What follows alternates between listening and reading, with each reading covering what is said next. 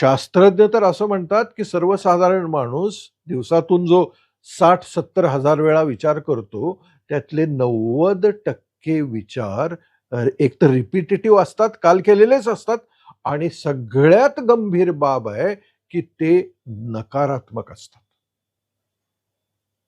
तुम्हीच विचार करा, मी जे आता तुम्हाला सांगतोय, तुम्हाला सगळ्यांना यशस्वी व्हायचं आहे ना? मग मी तुम्हाला जे सांगतोय, ते तुम्ही शरीराला कधी सांगितलेलं आहे? तुम्ही शरीराला त्याच्यासाठी तयारच केलेलं नाहीये.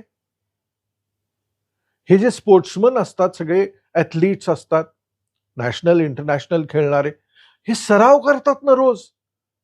ते काय 6 महिने घरात झोपलेले आहेत आणि मग मॅचला गेलेत असं होत नाही.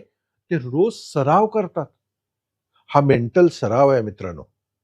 हा रोज शरीराला सांगितला पाहिजे, की तू सक्षम आहेस. तुला यशाकडे जायचं आहे.